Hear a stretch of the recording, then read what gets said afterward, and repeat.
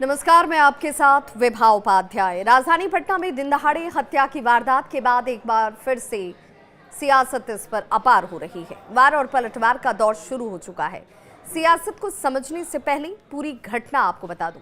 पटना में Asia hospital की संचालिका सुरभि राज को आज दिन दहाड़े ताबड़तोड़ 7 गोलियां मारी गईं।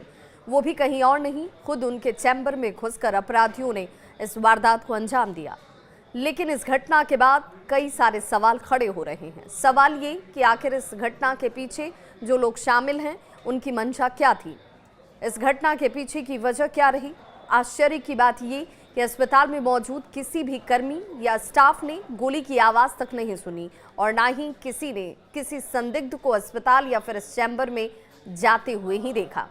हत्या के साथ ही कई सवाल इस वक्त जो खड़े हों, उन सवालों का जवाब तलाशने से पहले इस घटना की एक एक कड़ी को जानना होगा। बिहार की राजधानी पटना के अगमकुआं थाना क्षेत्र के धनकी मोड़ के पास अपराधियों ने एशिया हॉस्पिटल की संचालिका सुरभि राज के उनके ही चैम्बर में गोली मारकर हत्या की। दिन दहाड़े हुई इस वारदात से इलाके में लोग दहशत में आ गए। अपराधियों ने सुरभि राज पर ताबड़तोड़ 7 गोलियां बरसाईं, जिससे वो गंभीर रूप से घायल हो गई। आनन फानन में उन्हें पहले अपने ही अस्पताल के आईसीयू में भर्ती किया गया, जहां एक्सरे में उनके शरीर में 3 गोली की मौजूदगी देखी गई।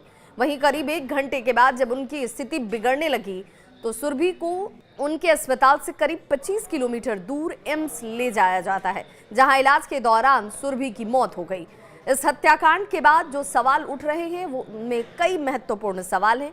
साथ ही ये भी सवाल उठाया जा रहा है कि अस्पताल के स्टाफ जो हैं वो शक के दायरे में इसलिए आते हैं क्योंकि किसी को कुछ भी घटना के बारे में जानकारी ही नहीं। सभी ये एक सुर में यही कह रहे हैं कि किसी को कुछ पता नहीं है। सवाल जो शंका को पैदा करता है। घटनास्थल के आसपास कई बड़े हॉस्पिटल्स भी हैं, अस्पताल हैं, इसके बावजूद आखिर सुरभि को 25 किलोमीटर दूर वैसी परिस्थिति में जब वो काफ़ी गंभीर हालत में थी एम्स ही क्यों ले जाया गया। वहीं जब उनकी मौत हो गई तब अस्पताल स्टाफ की तरफ से पुलिस को सूचना दी जाती है। जब पुलिस घटनास्थल पर पहुंची तब तक अस्पताल प्रबंधन ने खून के निशान तक को साफ कर दिया था, जिसके बाद डॉग स्क्वाड की टीम और एफएसएल की टीम को बुलाया गया और जांच की शुरुआत हुई। लेकिन यहां से कुछ भी हासिल नहीं हुआ। इसके अलावा अस्पताल प्रबंधन ने सभी स्टाफ जो हैं उस अस्पताल के एक ही रट लगाते नजर आए कि उन्हें कुछ पता नहीं है गोली कब चली, कैसे चली, कौन लोग शामिल थे। जबकि घटना के वक्त संचालिका जिस कमरे में सुरभि राज को ताबड़तोड़ गोलियां मारी गईं, सुरभि राज के ठीक उसी कमरे के बगल वाले कमरे में 10 से 15 स्टाफ प्रशिक्षण शिविर में शामिल हुए थे। उनका प्रशिक्षण चल रहा था। सवाल यही कि किसी ने भी गोली चलने की आवाज नहीं सुनी, किसी ने यहाँ पर किसी को आते जाते हुए चहलकदमी करते हुए नहीं देखा, किसी ने कैसे गोली चलने की आवाज नहीं सुनी होगी, ये शंका पैदा करता है। क्या सोची समझी साजिश के तहत अस्पताल संचालिका सुरभि राज की हत्या की गई? खून के छींटे को साफ कर दिया गया। साथ ही सभी स्टाफ को ये कह दिया गया कि आप पुलिस के सामने यही जवाब दीजिए कि आपने कुछ देखा नहीं, आपने कुछ सुना नहीं, क्योंकि सभी इसी बात की रट लगाए हुए थे कि मुझे कुछ पता नहीं है गोली कब चली।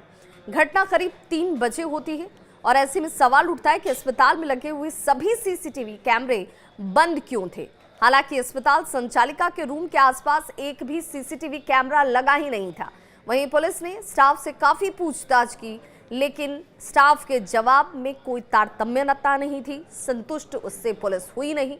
पुलिस का ये कहना है कि घटना असल से 5 से 6 गोली के खोखे बरामद किए गए हैं। अस्पताल प्रबंधन ने दिया था इन्हें, क्योंकि खून के निशान को साफ कर दिया गया था।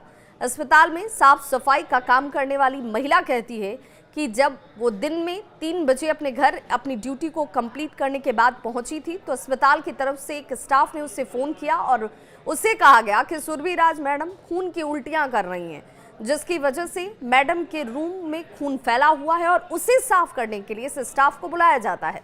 फिलहाल पुलिस अलग अलग एंगल से इस पूरे घटनाक्रम की जांच में जुटी है। आसपास के मकानों में लगे हुए सीसीटीवी फुटेज को भी खंगाला गया है और इस फुटेज में जो अपराधी हैं 2 शख्स स्कूटी से जाते हुए भी नजर आ रहे हैं। अपराधियों की हालांकि पहचान नहीं हो पाई है कि ये कौन लोग हैं।